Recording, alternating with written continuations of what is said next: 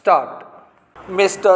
Deputy Chairman, sir, before adjournment, I was dealing with the question of selection and appointment of judges and the part the government was playing in the matter. Stop. I pointed out how the government had been discriminatory in such matters. Stop. I would beg of you to ask the Honorable Minister not to evade the issue that I have raised, because there is a tendency on the part of the government to evade certain issues involving principles whenever they have no straight answers to give. Stop. Even if some answers could be given, they do not feel like giving those answers for reasons best known to them. Stop. Now, my allegation here has been this, and to the best of my knowledge, everything is true. Stop. Of course, part of it can be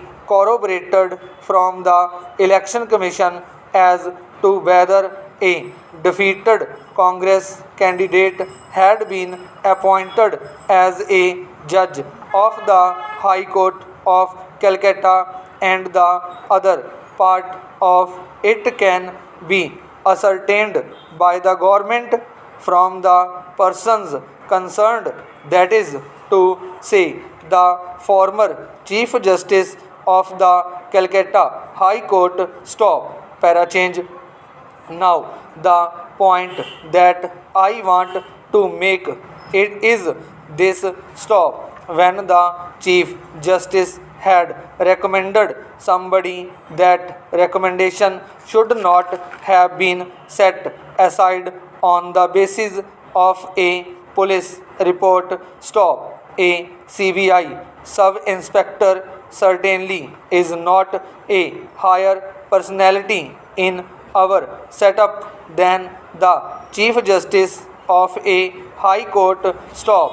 And yet the recommendation was rejected, as everybody knows, on that basis, on the basis of the police report generally drawn up by CBI sub-inspectors of the regime. Stop. Now, sir, in the matter of selection of High Court judges, extreme care should be taken so that no extraneous considerations come in. Stop. Therefore, sir, I would suggest that in the matter of selection and appointment of judges, the whole thing should be left to the judiciary itself, to the Chief Justice of the High Court, and finally to the Chief Justice of the Supreme Court. Stop.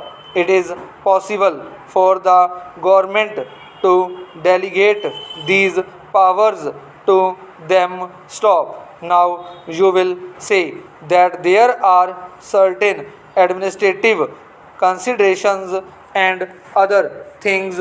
Stop. They can come into the picture if it is a question of appointment of an officer or a district judge by promotion to the High Court bench, but in other matters, the High Courts generally know what is to be done. Stop.